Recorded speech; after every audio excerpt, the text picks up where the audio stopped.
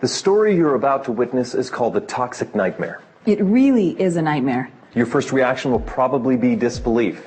It's very likely that in the next few minutes you'll be running into your garages, looking under your sinks, checking out your bathroom cabinets, and reading the labels of your makeup and personal care products. If you have children or grandchildren, all the more reason. So this message is both a warning and an expose. Ask yourself this: why is there such an epidemic of ADHD amongst our children?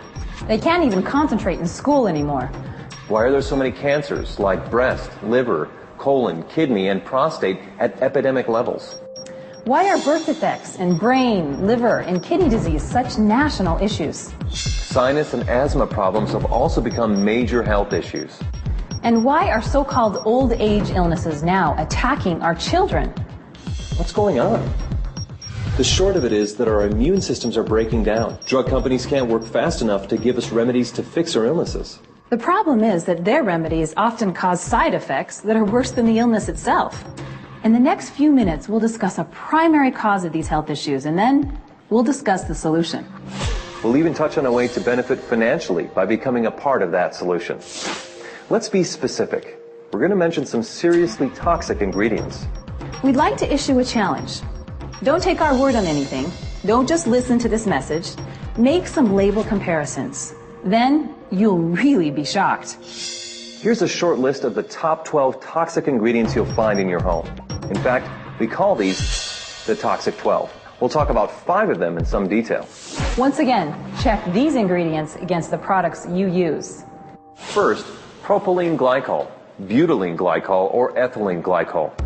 Now run into your garage and check your antifreeze. Antifreeze is one of those glycols. Now, check your facial cleansers, shampoos, conditioners, toothpaste, underarm deodorants, and baby products.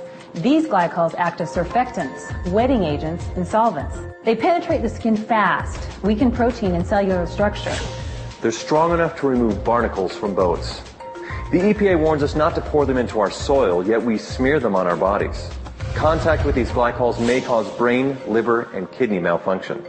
Yet, about 1/3 of all the beauty and personal care products you use morning, afternoon, and evening contain them and do not have a warning label.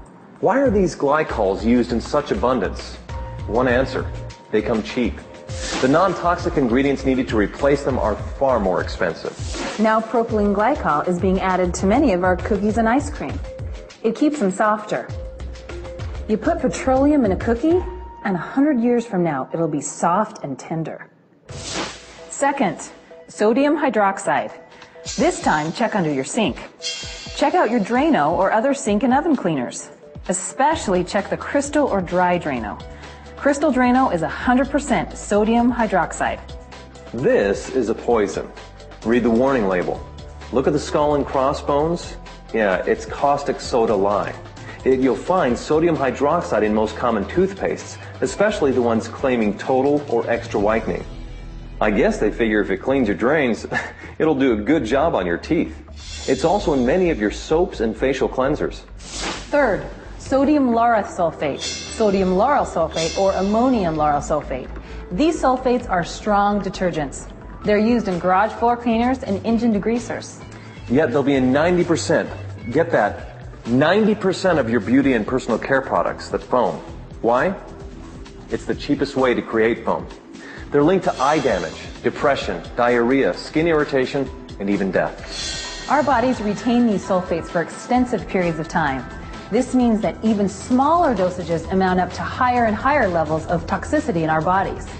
Think of what that means to smaller bodies, like infants and children. Think of the unborn infants. Any wonder why attention deficit and learning disabilities are at epidemic proportions? Fourth, DEA, MEA, or TEA. These are hormone-disrupting chemicals with ties to cancer. They're restricted in Europe, yet used freely in the U.S. The EPA says that repeated applications result in major increases in liver, breast, and kidney cancer. The risk is significantly increased in children. Fifth, PEG, or polyethylene glycol. This is a carcinogenic petroleum compound that reduces the skin's natural moisture. Prolonged use seriously ages the skin. In addition, it has links to all forms of cancer. The higher the PEG content, like PEG 20, 50, 100, or 120, the worse it becomes. Sixth, DMDM or urea. These are preservatives that release formaldehyde. Seventh, mineral oil. It's another petroleum product that coats the skin like saran wrap. Baby oil is 100% mineral oil. Eighth, triclosan. It's a synthetic antibacterial with a chemical structure similar to Agent Orange. The EPA registers it as a pesticide. Ninth, parabens, or anything that has paraben as part of its name. They are hormone-disrupting chemicals. 10th, isopropyl alcohol. It ages and dries the skin, promoting wrinkles and brown spots. 11th, FD and C color pigments. These are synthetic colors from coal tar. They scored the highest mark on the toxic scale.